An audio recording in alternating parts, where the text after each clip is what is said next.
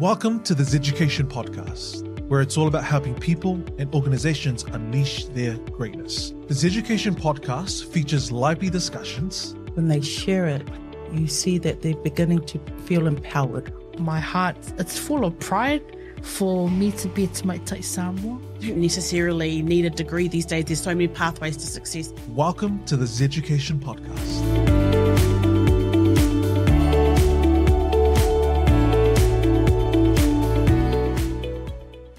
The quality of your relationships determine the quality of your life. But what if I told you that most of us are unknowingly sabotaging our relationships? Not because we don't care, but because we don't know how to communicate in a way that truly connects. We've all experienced moments where we feel unheard, misunderstood, or disconnected from our partners, our family, or even our colleagues. Now, whether it's in love or business, one thing is absolutely clear. Communication is everything. It shapes our ability to build trust, repair conflict, and to create the kind of deep, fulfilling relationships that support our mental and emotional health. My guest today, Dr. Jennifer Gold, is an expert in the science of human relationships. She's a renowned relationship researcher, therapist, and speaker with over 30 years of experience in counseling and relationship psychology. Her groundbreaking PhD work involved analysing 35,000 studies to uncover what truly makes relationships thrive or break down. Now, her research has been described as unparalleled and like none ever seen before by top relationship scientists, and she's now on a mission to bring these insights to the world through cutting-edge technology, education, and resources. In today's episode, Dr. Gold and I are going to talk about a few things, including the number one mistake that people make in communication that leads to disconnection, how to repair a relationship, whether it's personal or professional, through better communication, and the daily habits that strengthen emotional bonds and create lasting trust. So if you want to improve your relationships, reduce misunderstandings, and master the art of connection, this episode is going to be for you. So let's dive right in. Hey everyone, welcome to this Education Podcast. Before we dive in, I have a quick favor to ask you. If you enjoy this show and get value from it, help us grow by sharing it. Send it to a friend, post it on social media, and don't forget to follow or subscribe on your favorite podcast platform. The bigger this community gets, the more powerful conversations we can bring you, or to help you unlock new levels of success in your personal and professional life. Thanks for being here, and now let's get into the episode. Okay, Dr. Gold, thank you for coming onto the Education Podcast show. Having me. Yeah. Look, our icebreaker question. What is something interesting about Dr. Gold that we don't know? Oh, well. Now, I was born in the 1960s, and at the time, my telephone number was short, long, short on the old turn phones there. So not many people would know that, because most people don't even know those things existed, because technology has just advanced so incredibly in the short span of my lifetime. So, yeah. Wow, technology has come a long way since those. What do you call those phones, by the way? I don't know what we can't remember those. But anyway, for those who don't know, you can probably find them at Motat or something, but they're the ones that you turn around, you spin, and anyway. On the old party line. So if you heard a different number and you wanted to, you could just lift the phone and listen in on somebody else's call. Oh my goodness. Good Hacking on. on the conversation. I love it. That's so cool. Look, thank you again for your time. We're really interested in the research that you've done. So we want to talk about that. And then also we want to talk about, advice and insights around relationships. Because this podcast is all about helping people win in their personal and professional life. So we'd love to delve into both spaces. But let's start with your research. So you've spent over 30 years studying and working in relationships, communication, and human connection. So before we talk about the research, what inspired you to dedicate your life in this field? It's a really interesting question, and something I think that all of us should be asking. What's inspiring us in life? What do we feel that we're here on the planet to do? And I think we answer that question partly just by looking at how our life has been since we were young children, what things inspired us then. And since I was a young child, I've just always been very interested in other people's lives and how we are interconnected. And so I've just carried that through. In fact, I was listening to a podcast on my way here today, and they were talking about what inspired you in your childhood. And I thought, of all the things that inspired me, I'm still being inspired by them now as I head towards my 60s. So, yeah. Wow. Well, I mean, like that just goes to show, right? Like your upbringing and how you're raised and the influence that your family, especially your parents, have, and the influence that has on who you become as you grow up and in the future. Yep. And that stays around. That's it does. Awesome. It really does impact you hugely, the people you were around during childhood. But on the other flip side of that, this was always in me anyway. And no matter who I was around, this was always going to come out in my life. And so I think we have both these components of human development, the family, social environment, and our individual personalities both play very strong roles in who we become as adults. I love that. And I 100% agree with that. Help us understand the journey, your entry point into this industry, into this field. Like, what did your education or your pathway look like to where you are now? Well, I did back in 1981, I think I started a degree in psychology and education. And then I had a period of just working with people. I helped run a home for disadvantaged young women who couldn't stay with their families for several years. And I worked with young people trying to get work. And then I went on and did a master's degree. I studied counselling, and then later on I did my PhD. So in between, a whole lot of people work and counselling work. Wow. That's awesome. And throughout the years, especially what you've seen as a therapist, as a counsellor, what were some of the biggest problems that you saw, like a common theme or a pattern that came through around some of the issues that people had mentally and emotionally? That's a great question. It's really one of the reasons why I ventured off and did my PhD. I did my master's in clinical psychology, which looks at the individual and in particular psychological disorders, really. But I realized, and now I understand it from the research, that actually at least half of all people coming for therapy are coming for relationship-related issues, and specifically for couple relationship-related issues.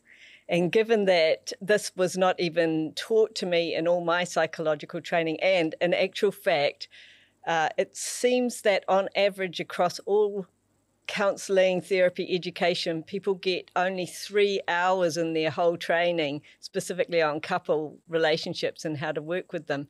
We are just so far behind in trying to meet the needs of this really huge group of people who are needing mental health care in this particular area. Yeah, so a lot of the issues was around relationships. So I assume people were in a relationship, obviously, and a lot of the obvious ones was married couples, right? Did you see a big correlation between, issues with relationships and couples and also like during lockdown? Like COVID lockdown? A lot of people have asked me this. And lockdown did do interesting things for relationships, and some amazing researchers like Nicola Overall at Auckland University took advantage of that and did some really brilliant research around it.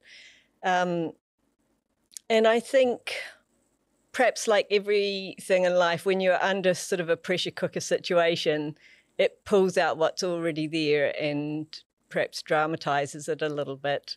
But really, people are just people, and stress is stress, no matter what form it comes in. And so, yeah, there were probably more divorces, I believe, during COVID, but that was probably just the fact that people were having to face each other a little bit more and do something about their lives under that pressure of lockdown.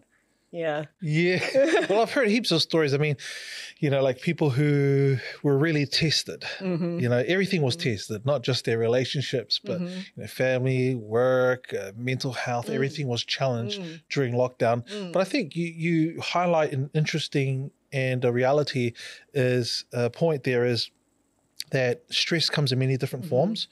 And it's not so much about the stress, but it's how you deal with it. Yeah. It's how you approach and manage as a couple, especially when it comes to relationships. Yeah, But absolutely.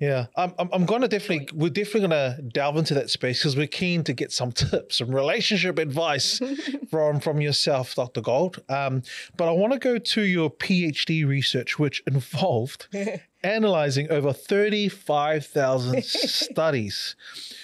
Now, my question is, what was the most surprising and powerful discovery or breakthroughs through this research?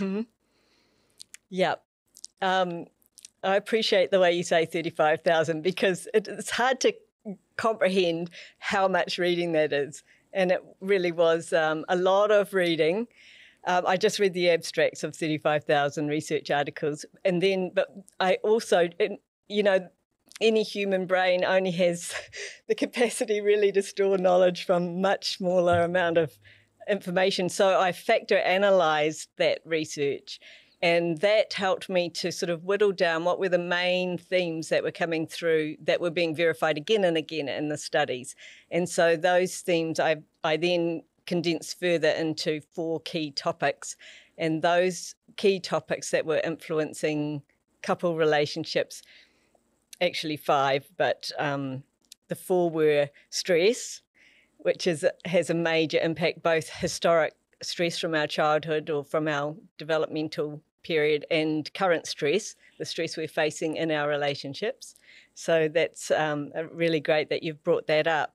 The second factor was our bonding in childhood and how that affects the way we bond in adulthood. In other words, how our parents set up the culture of our family and how safe we felt, basically safe and accepted and resourced we felt in childhood. And that has a major impact on how we go about our adult relationships. And then the third factor that is potentially the key factor is our perceptions, because it's how we're perceiving things in stress, it's how we're perceiving things as a result of our early experiences. And so those perceptions, the way we think of other people, the way we think of our interactions, have a really dramatic impact then on our behaviour in our relationships. And so behaviour is the fourth factor. In particular, our communication, and as a subset of that, how we do conflict, how we communicate under stress, or how we communicate given our perceptions. And so those are the 4 factors. There is a 5th factor, which is our biological state. And that is another massive, massive, exciting area that's being researched, and more specifically in the last 5 years. There's so much amazing research coming out around that. But that's ends up being my 5 factors. Wow. Now, the first thing that you mentioned was around, obviously, your upbringing. And so there's a huge correlation between how you were raised and your relationship that you have with your parents. Yep. Will influence the kind of relationship that you have with others in the future. Yeah. Tell us a little bit more about that. How does a parent's relationship or influence with their child influence the kind of adults and relationships they have in the future? Yeah. I think one of the big things that came out of my research specifically, because in a sense I looked at and created really a theory of relationship out of my work. And so if we go back to one of the early theorists, Darwin, and his theory of survival of the fittest, I think that my theory is sort of added onto that, because if you consider his theory and you consider that we are human warm-blooded mammals, living in a body. Every one of us has been given a body or has a body that we're living in. And we want these bodies to survive. We want these bodies to feel safe. We want to not be in harm's way or hurting. And so this is a really motivating factor for every human being to keep our physical body safe. And that's what Darwin really was saying when he talked about survival of the fittest, because people whose bodies are faster or stronger are probably going to have more chance of surviving in a rough animal eat animal world. And actually, that is the animal world if you look at any documentary. I saw recently, looking out the window from my own home, I look out onto trees by the water, and I saw a hawk just coming down into the nest of some poor innocent bird and pick up a little baby and carry it off. And I mean, this is the world of the animal kingdom. And humans are really amazing in that we're animals, but we have this desire also to use our brains in a different way than just survival of the fittest, and to actually love and care for each other and look out for the well-being of each other. And of course, a lot of warm-blooded mammals do as well. But what came out of all this to say, what came out of my study was that to add to Darwin's theory of survival of the fittest really is the new theory, the gold theory of survival of the loved, because it is not actually the fittest that survive in the human race, it's those who are the most well loved. Interesting. Can you elaborate on that? Absolutely. Because I like it. I mean, because when you're sharing that, what comes to mind is it's not, love doesn't just help you survive, it helps you thrive. Absolutely. And this is what the research is showing up even more strongly in the last 5 years than ever before, and continues to. But there are longitudinal studies over the course of decades which have shown this to be the case, that those children who are in homes where they feel safe, where they are resourced and they have ready access to that resource, in other words, it's not a fight for them to get fed each night or to have affection that's safe. And so those children and those families live significantly longer. They have better jobs, greater income, greater long-term wealth, greater strength of their societal connections, far greater happiness. And so all of this from those early developmental years, and just having safety, knowing they are safe in the world, essentially, and loved. Wow, that's powerful. And what would you say to those who probably didn't grow up with a parent, whether, someone passed away while they were young or left, but just didn't have a parent figure, mother or father, in the home? Like, does that also have an impact on that child? It depends really on what else they had.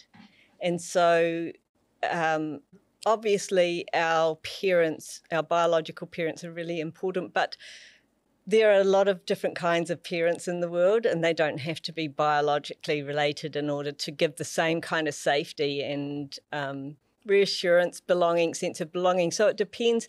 Really, it would be more the situation of, if they didn't have a parent, was there anybody else there resourcing them and helping them to feel safe? And of course, there are kids who don't get that. I mean, I myself looked after a lot of girls who didn't have safe families. And so I know that has a tremendous impact on people. And that takes work.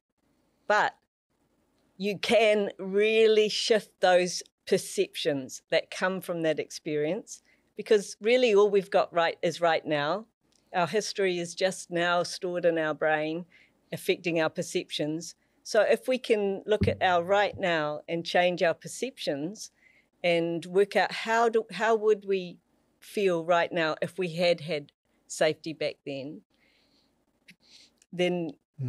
there's hope is really what I'm trying to get at there. Even if we've come from very difficult backgrounds, we can there's hope that we can feel safe as an adult in our current relationships. Yeah. With the 5 things that you pretty much discovered from your research, the 5 key factors that influence relationships, how can someone take that research or what you've found and use that to improve relationships at home and also at work? Do you have any practical examples and things that people can do? I love that question. And it's really was one of the motivating factors of my research, is that I wanted to create something that people could actually use to change their current circumstances or their current experience, because every single human on the planet deserves to feel loved, deserves to feel safe, should expect to feel loved and safe. In all our relationships, at every point in life, we should expect to feel safe, we should expect to feel cherished, we should expect to feel encouraged.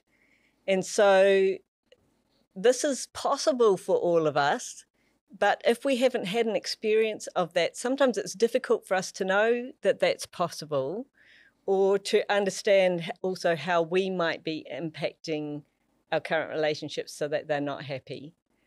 So my work, the whole point of reading 35,000 articles was to try and understand what the science said, what's really going on in humans, that we can then bring back down into real life, day-to-day normalcy. And so I created an assessment tool off the back of all this so that people can just go through it, a self-report tool, report on their own lives into this assessment. And from that, it gives them a report which gives them some understanding of what they might be doing that's then impacting on the way they're relating and what they could potentially do to change those things.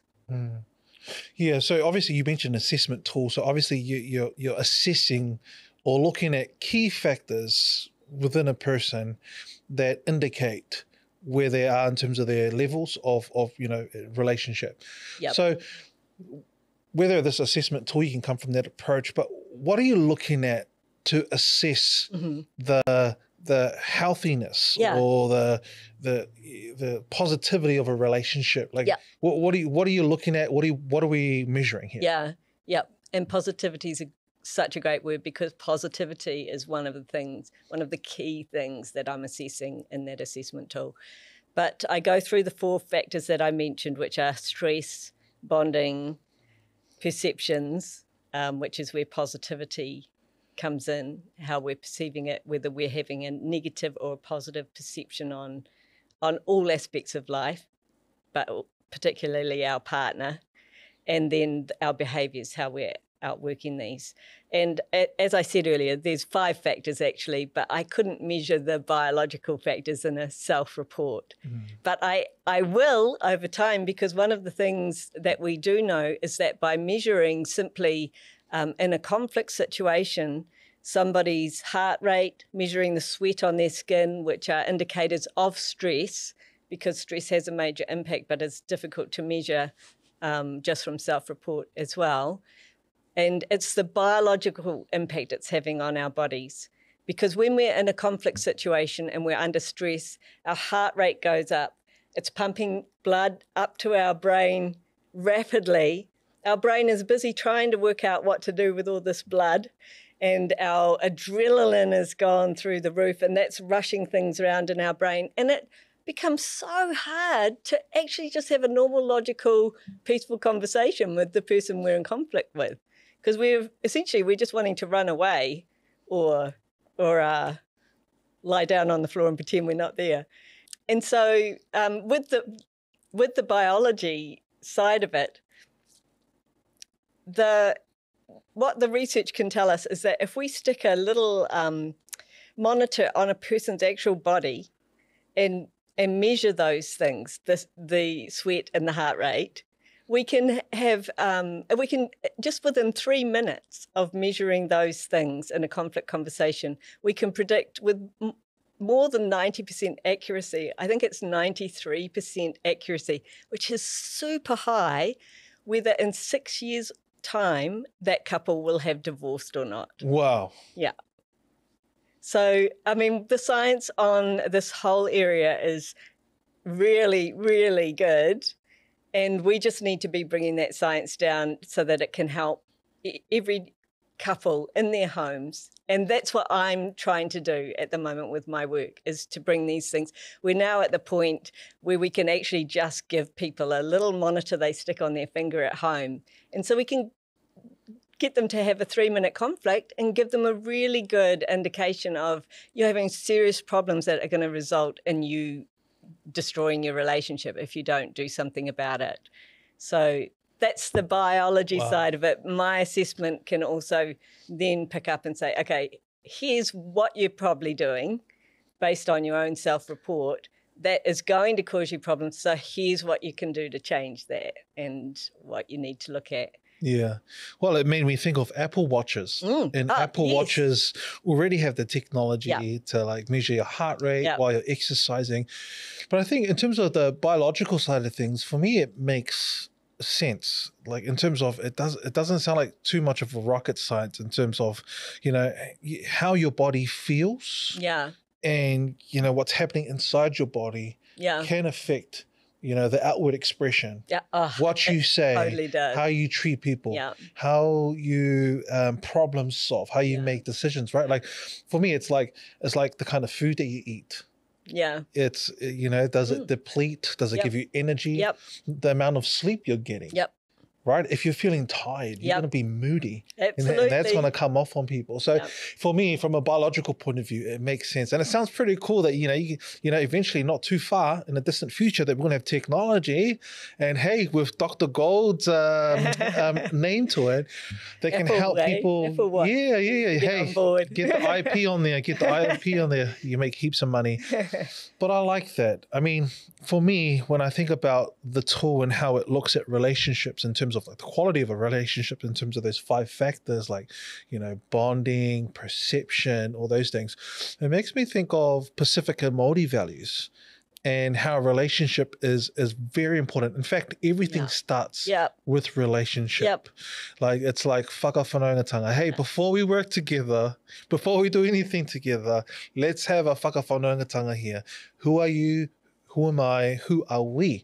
Right? It's like, and the purpose of whakawhanaungatanga is to find connection. It's not really about like, oh, this is me, this is you, but it's like, how are you and I connected? Is it through the same mountain? Is it through the same hour? Is it through the same iwi and hapu? Maybe it's through family and family. Like we're looking for a connection. That's the whole point of it. Yes.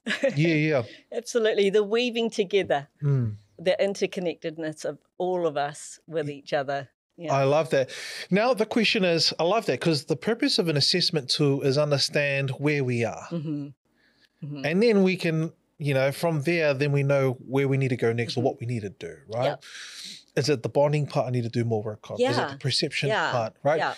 So I guess in terms of the connection and the bonding, like coming back to practical examples or tips, how can we create more bonding and connection in the workplace, in the professional context?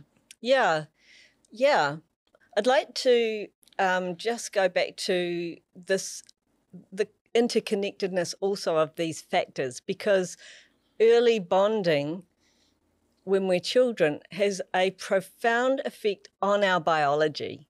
And this is a difficult thing because we are, in a sense, bonding, not just in a sense, in reality, bonding has an interconnectedness with the other factors.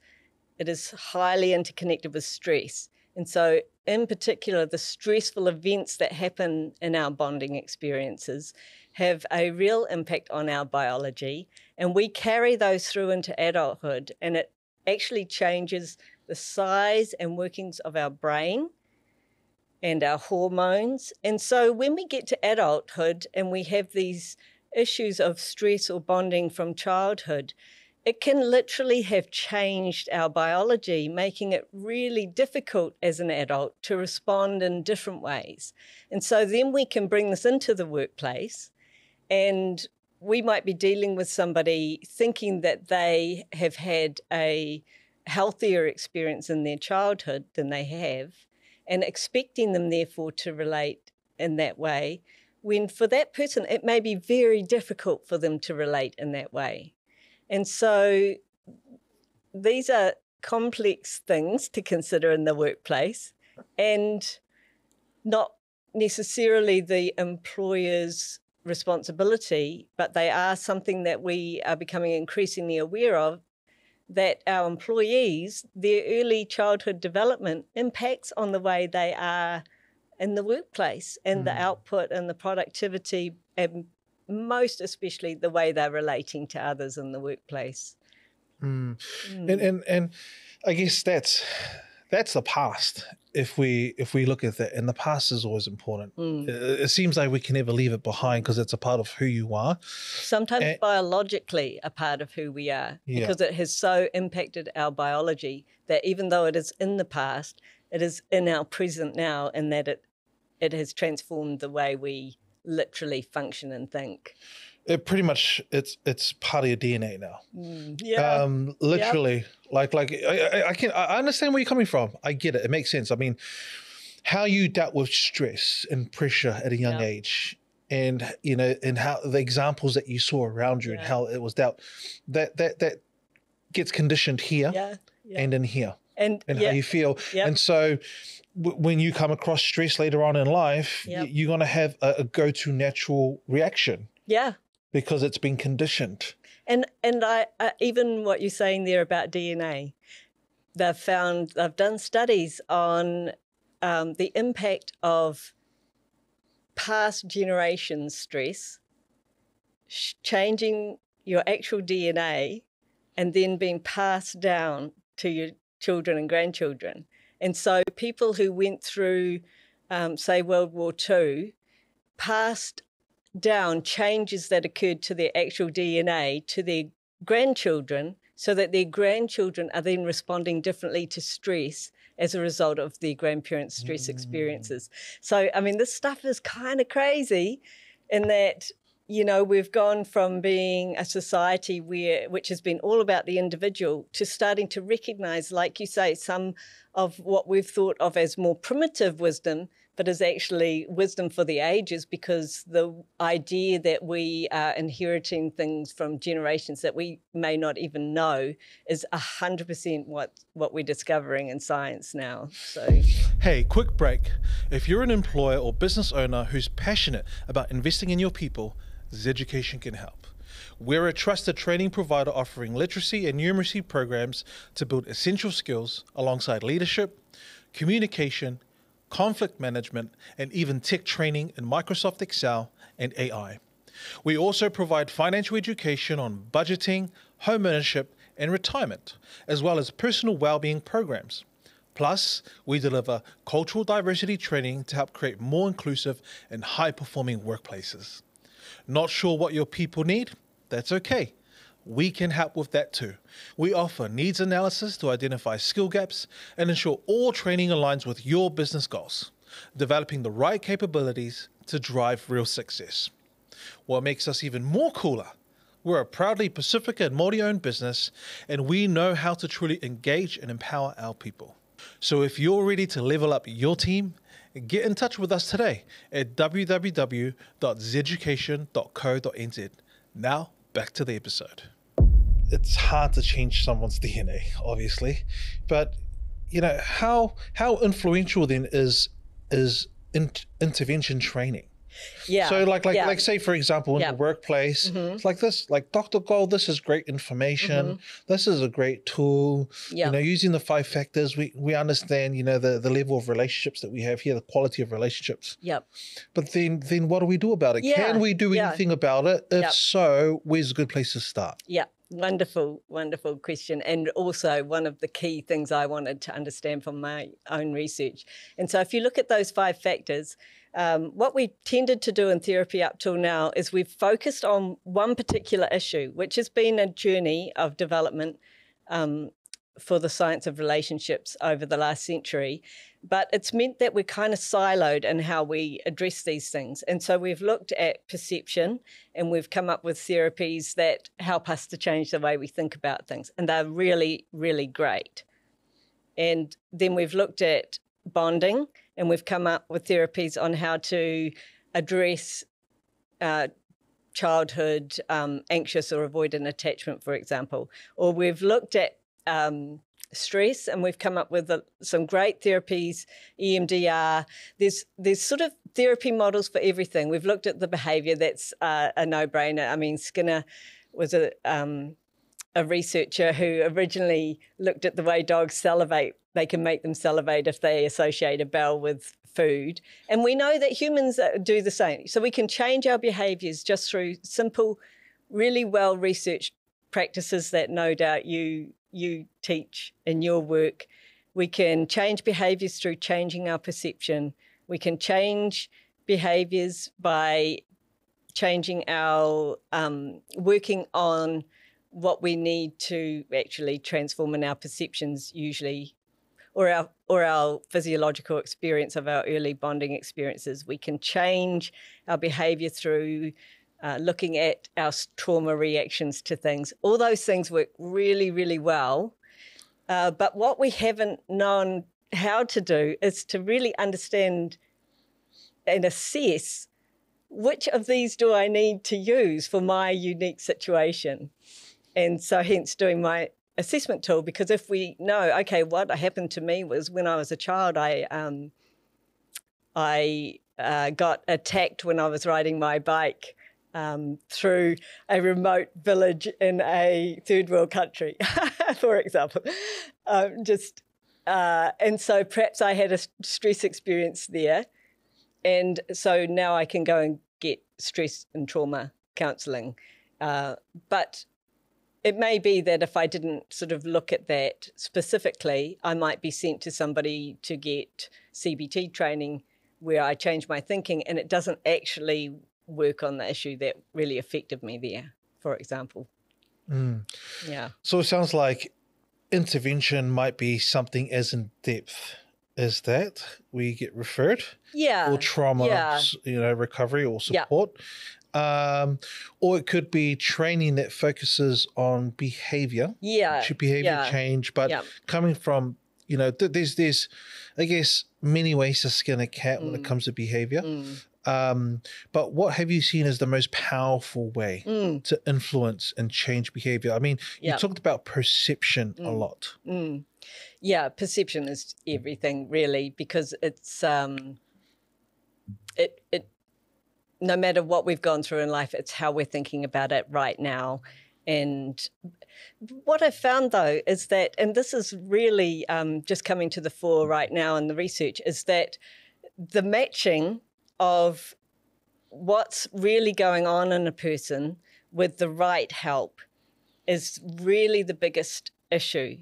And so if you are dealing with somebody and they have had a really wonderful childhood, they have faced very little stress, they're currently not under stress, they just haven't learnt that thing in life, and you put them into some sort of training in the workplace around how to treat other people, salesperson training or something like that, that's wonderful because easy for them to pick up. They're not having to deal with any preconceptions about it, and so they can typically cotton on to that really quickly. But if you're putting someone in the workplace into that and they have a history that has given them some real fear around, they're a salesperson and they want to reach out to people, but they keep reaching out and it's very awkward and stony, and so they're not making any headway with it, but they want to address it, it's really probably not going to help a lot to just have that behaviour worked on, because they've got to have that mirror put in front of them to see what really how they're coming across and what they need to deal with. Because, you know, people, how we come across is coming out of something way deeper, isn't it, than just our behaviour. We're picking up on people's spirit or soul or psyche. And so, yeah, that's the thing that we need to be addressing in therapy. Interesting.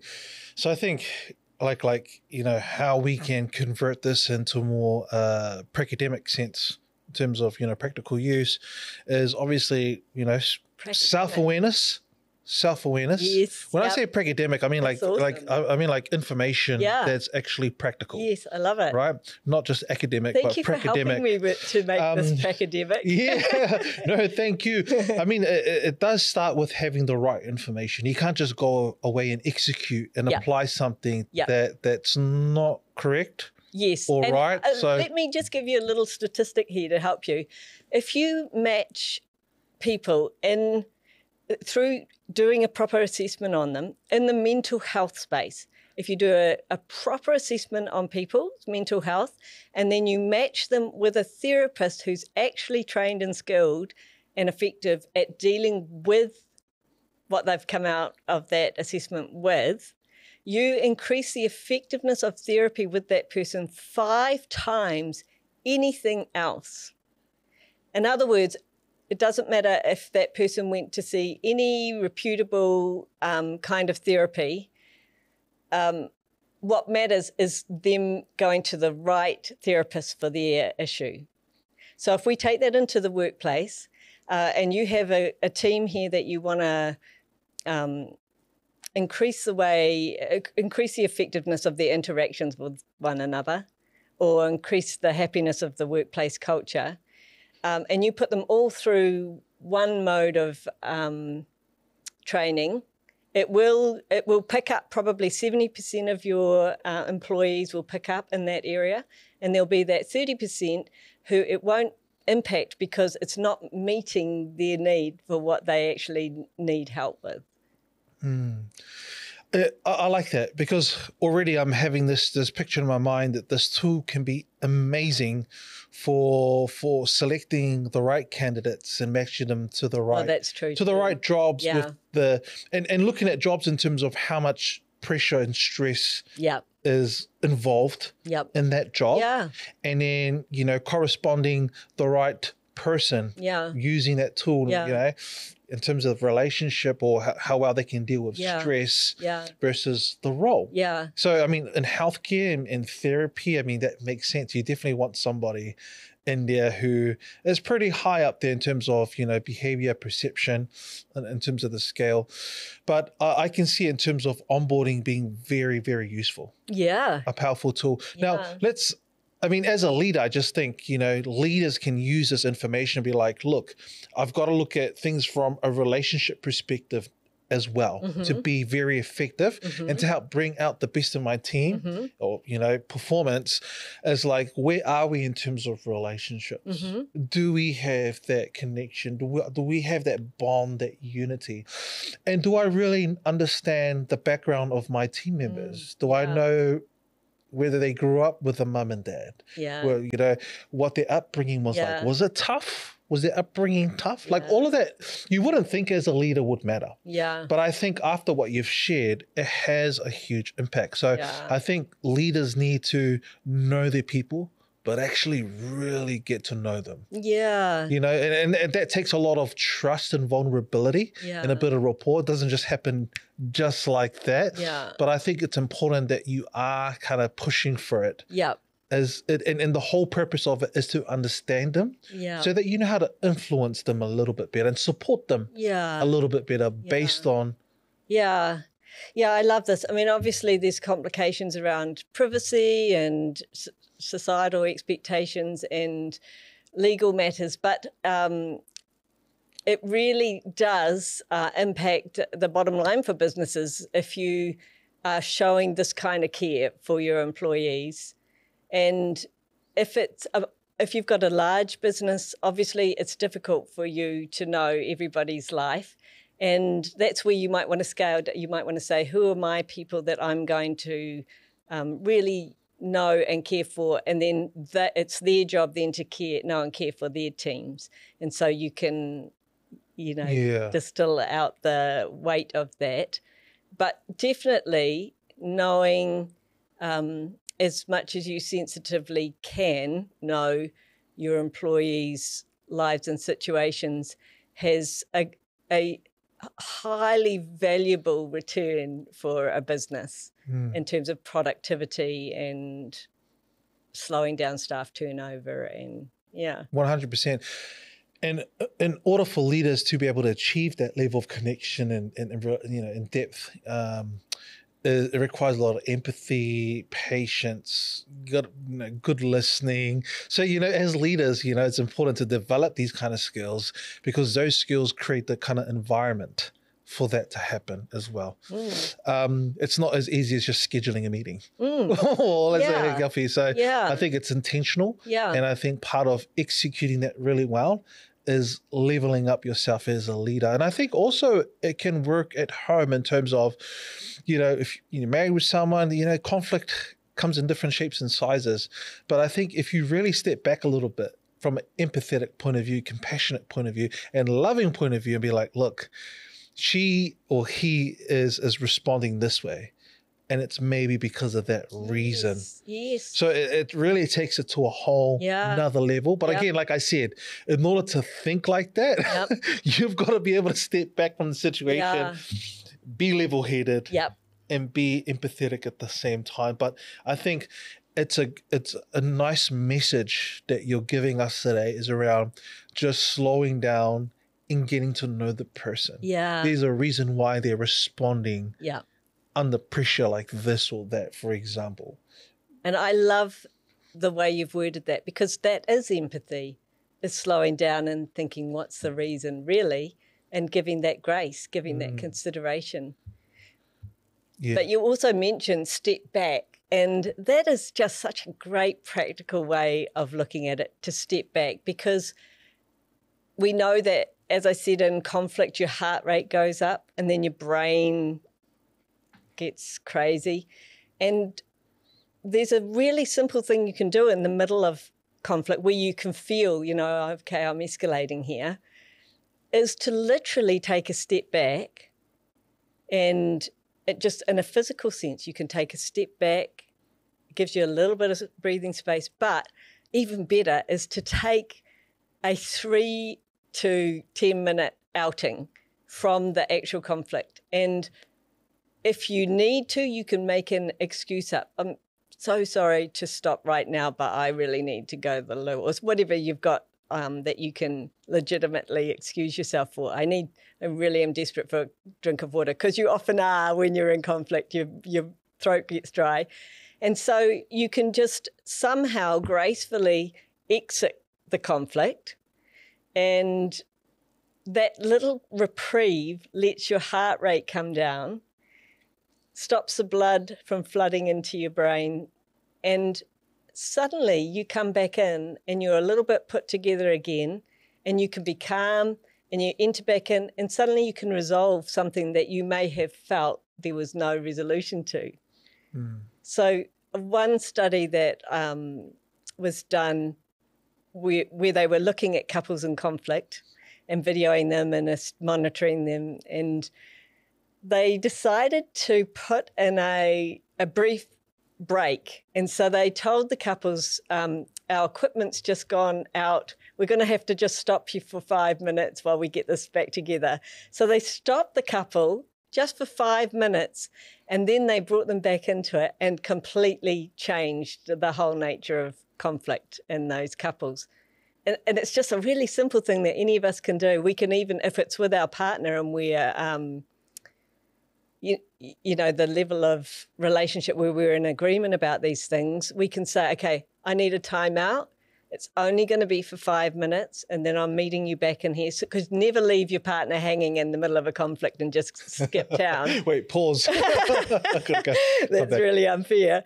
But if you say, well, we'll come back in half an hour, whenever however long you feel you need, and then take that time out and come back, and it will surprise you how much that can improve the way you then work through your conflict. Yeah, well, it makes sense, right? It's hard to solve a problem or engage in problem solving if you're angry. Yeah. And like you said, obviously your heart rate's elevated when you're angry. And I guess that's a nice way to indicate, like, hey, how's my heart rate? Is this a good time to problem solve? Apple Watch. No, I need to drop my heart rate a little bit so I can be a little bit more smarter. Do you know what? That is a brilliant idea. A little alarm on your heart rate. You're getting a bit angry here. For sure. The no-go zone. Alert. Abort. Yeah, but I like that, and it's interesting to hear that example. It makes sense, like, let's have a break, let's wait till things have calmed, and then we come back, right? Problem solving is a lot more better. But what have you seen has been, I guess, like, what can you say around what people do unknowingly that sabotage relationship? Mm-hmm. They might like unconsciously doing it. Well, just to keep with this topic of the conflict, one of the things that we do, always do in all communication, is while we're listening, we're multitasking because we're also planning and thinking about how we're going to respond. And the trouble with that is, especially in conflict, we're usually on alert, thinking I'm being attacked, and so we're immediately planning our defense. And so every time that somebody's trying to communicate something to us and we are busy thinking about our defense, in other words, our self-protection, how we're going to protect ourselves from this little attack here, we're going to lose. We're stopping that lovely flow of communication, where communication is you sending something over to me, and then me in a feedback loop coming back to you with my response. And so if you're coming to me, even if you're coming to me with a criticism, and one thing we can do to improve our communication is to stop starting with criticism, and instead a criticism which is quite demeaning or putting down or harsh, and instead just go, what's my complaint? What's my thing that I need to change? And come with our complaint instead of our criticism. And so, does that make sense? Yeah, 100% it does, yeah. And so if we're bringing our complaint over, and then what we're needing to do is, instead of get rid of defensiveness, we're going to break that lovely loop if we come back with defensiveness, because we're basically saying, I don't want to receive your complaint, so I'm throwing it back at you. Instead, we want to receive that complaint, and with understanding, respond back that we've received the complaint and how we understand it. And so just that little thing that we're all doing, often subconsciously, of creating our defense, if we can just grab a hold of that and give ourselves a little breather in our response to make sure that we're not just coming back with defensiveness.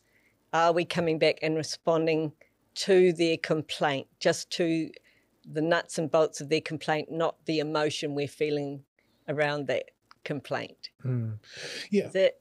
Yeah, it makes absolute sense around what you said around, like, if you can't deal with the conflict there and solve it, have a break and then come back. But I think the whole point is, it reminds me of the saying is, don't listen to respond, listen to understand. Yes. Yep. Like, there's a reason why this person, and you might not agree with what they're saying, and it might hurt, it might sting a little bit, but the purpose is to understand where they're coming from. Yeah. Then you can actually solve it properly. Yeah. Because if people don't feel heard, and they don't feel understood. Yep. One thing that can be useful when you're entering into a situation that you know is going to be potentially conflictual is just to take a pen and paper in with you. And while they are communicating to you what they're concerned about, you can write it down, or you can write anything you like down. But just the act of having to write it, having to take their words and then process them out on a piece of paper can really slow down that defensiveness and you working out your response, and instead focus it in on what they're trying to communicate. And that just gives you that little bit of leeway, which has a surprising impact often on how that goes then. Yeah. I like that we've started to talk about listening, or in other words, we're starting to talk about communication now. And I know you're pretty big when it comes to communication, right? So tell us the importance of communication and the impact that it can have on relationships. Because I always hear this, I'll be honest with you, especially when it comes to conflict. It's like, it's not what you said, it's how you said it. And there's all of that. And I think it can also come back to the upbringing and the kind of communication that person is used to because of how they were raised. Yeah, all I know is that communication is very important when it comes to relationship. Yeah, absolutely. And what you're saying is so important, is that it is the tone of the communication that matters much more than the content of the communication. And in particular, communication that is warm, that has an intention of care, is going to connect us. And really, communication is all about connecting. It's an interaction. It's that back and forth, that weaving. And so communication is not communication unless something is being communicated. In other words, it's being transferred from one life to another. And then it is really only communication when it also has some sort of feedback loop where that is impacting, where your communication is impacting on me and I'm responding to it. And so if we have warm communication, that is like opening the doors up between us so that what I'm communicating can be received by you, and you can then also give back into my life. And when we have harsh communication, it really shuts the door of our heart and stops that connection. Yeah. In spite of connection, I just think about, people who get married, and they commit their whole life pretty much to that person, with each other, that journey, right? And when we're talking about that journey, it could be a journey of a lot of ups and downs. A lot of ups and downs, right? Have you noticed any trends, now compared to, several years ago, around the relationships, marriage now compared to before? Are they growing? Obviously the challenges that we have today could be different to the challenges they had in the past. Yeah. What are some things that you're noticing? Yeah. Oh my goodness, there's so many changes in the last century. I mean, this last century is a tiny blip in history, and yet the changes we've had are so phenomenal, and that is both super exciting and super challenging. And so couples in this era, or people in any relationships, have really unique challenges that we've never experienced as a human race that we know of before. And there are a lot of changes happening now, and I like to think that they are mostly positive, and that we are becoming better and better at being loving human beings.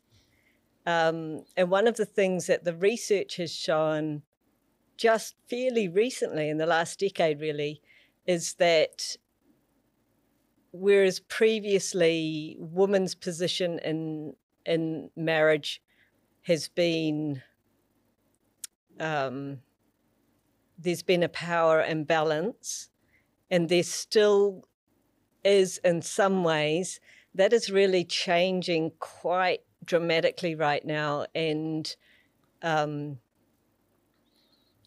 you know, it's been a rocky journey for the relationship science field as well as relationships.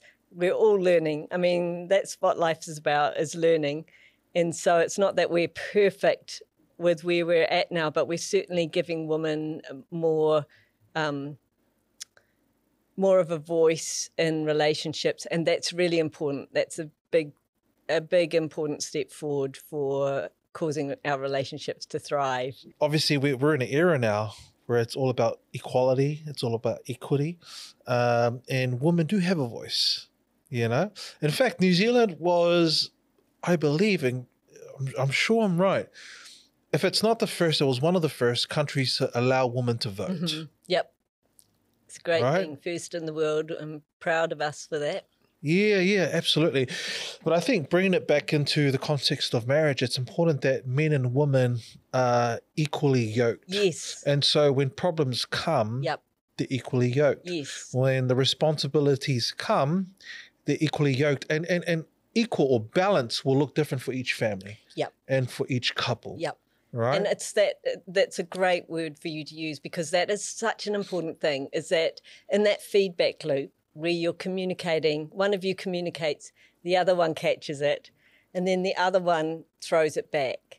And so that's an equal exchange. In other words, you're both giving in the relationship. And that can be in any area, you know, it can be in the sexual relationship, it can be in the looking after the kids relationship. Not to say that you're apportioning things equally, but to say that there is an equal sense of responsibility for making this work, for caring for each other. That I am responsible for caring for you and you are responsible for caring for me. Yeah. And that's a real thing. Yeah. And this example just popped up into my head here. I'm taken back to a memory where my oldest daughter, who's 8 now, but she was about 2 at the time, going on to 2 years old. My wife and I were just sitting in the lounge, and my daughter, toddler, just toddles along, and I just finished cleaning the house, and I felt pretty proud. It's like, yeah, I did an awesome job. I sat down, it was time to rest. Sat next to my wife on the couch. She was doing her thing, I was doing my thing. And my daughter has this thing where she just goes up to the TV cabinet, opens the TV cabinet, and whatever's in there just starts throwing it everywhere, right? So after I cleaned the whole house, she did that, and my first reaction was, "Hey," you know. And my wife turned to me and she goes, "Honey," it's like, in her most gentle voice, she goes, "Honey, she's just a child. She's just learning." Oh. And I thought, interesting, because I learned something in that moment. Yeah. Because, you know, we're in the same situation, looking at the same child, but we both saw something different. We're looking at the same child, but we saw something different. I was focused on the mess, and my wife was focused on a child who's learning. And I thought, that's interesting, because, you know, my perception coming back to, you know, of the situation, of the person, was different to my wife. And, you know, we have moments where it's the other way around, but I think it's important that we do have that, where the other person's perception of the situation might be a little bit better than mine. Yeah. In that context. Yeah. And from the experience, and more helpful, and actually help me learn and help me grow as a result of it. A great word you've thrown in there is learn. That I learnt something, that just that one expression there sums up all the best relationships, is that I'm in this relationship and I'm open to learn from my partner. And I'll just throw the proviso in there that this is, again, that mutual thing, that equal exchange, where you're willing to learn from her and she's willing to learn from you. But if you have that open heart to learning from each other, and you recognize the absolute gift it is to be with somebody that you can learn from, and that is central in your communication and in your relationship, your relationship will thrive. That is one of the findings of the research. I love that. Look, you've been so generous and so kind with your time and your knowledge. We're definitely much better for it. But before we say goodbye, what's your final gift that you want to give to us? Your final words of encouragement or a big takeaway from this conversation that you want to leave with our audience? Yeah, I mean, I'm still stuck on you saying you wanted to learn from your wife. I think my mission in life now, until the day I die probably, is to continue myself to learn to love and to encourage people all over this planet that is at the heart of all of our mission in this world, is to learn how to love. And if we can have that perception, when you talk about, how we can re-educate ourselves, how we can train ourselves, if we just take this one line on board, that I'm here to learn how to love, and then we apply that to every situation we find ourselves in, then that really can transform our lives. So I guess I just want to leave with that line, learn to love. I love that.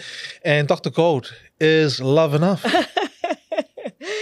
Love is all we need. Love is all we need. I love that. Look, thank you so much for just blessing us and serving us today. We wish you all the best. And if someone wants to get in touch with you and learn more about your work or about this amazing tool that you're about to launch and release, how can they get in touch? I'm going live, I think, on the website at least by the beginning of March, maybe earlier. And the website is Kind Science, which is kindsynce.com.